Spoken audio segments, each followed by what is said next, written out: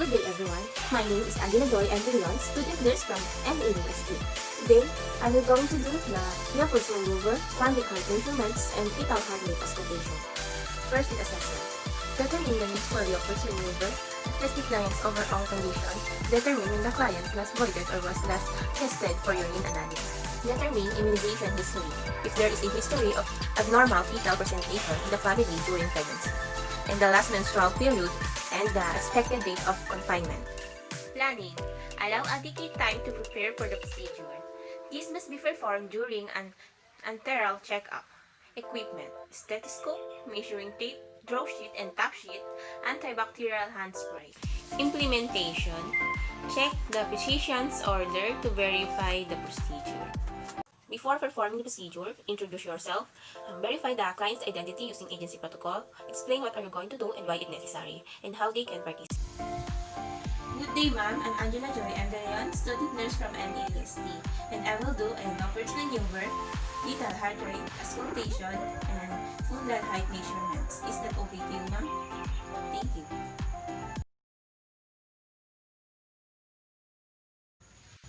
Perform hand hygiene and observe appropriate infection control procedure.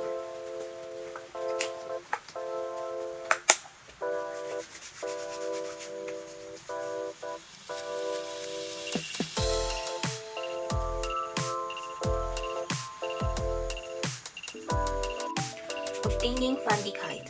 Position the client in a dorsal recumbent position, then place a pillow under the head for comfort. Place a rolled small towel or pillow under the client's right hip. Ask the client to be still with arms on the side. Drape the client with the draw sheets exposed from below the breast to the symphysis pelvis.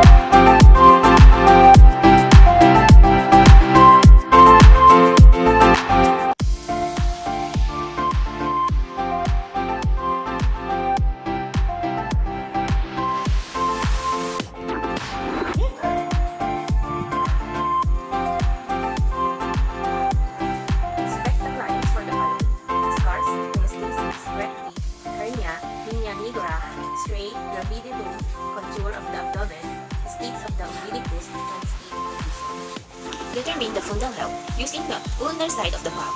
Measure the fundal height using a measuring tape. Place the zero lines of the tape on the superior border of the symphysis pubis. Stretch the tape across the abdominal contour to the top of the fundus along the midline.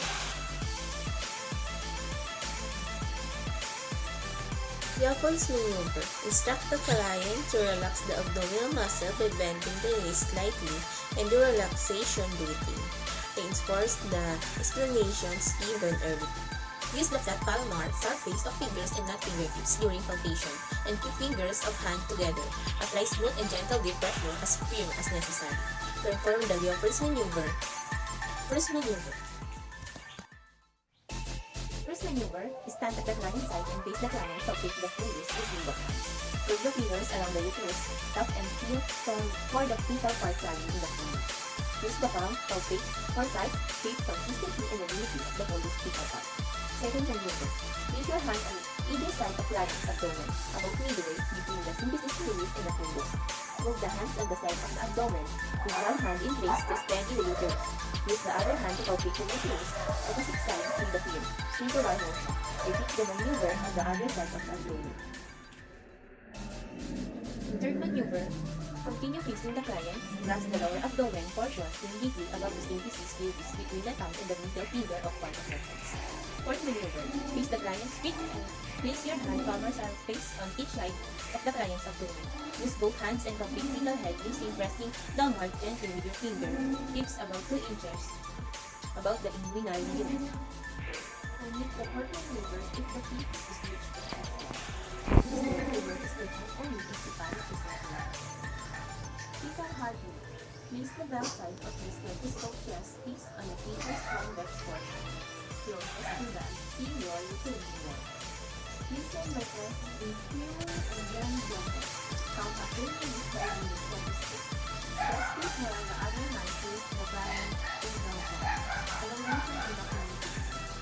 Document the procedure including the test report and proof type in the client record using form of checklist to prevent further narrative breakthrough of the Notify the healthcare facility responsible regarding the case. Inform the client regarding the findings. Perform a detailed follow-up based on findings that related to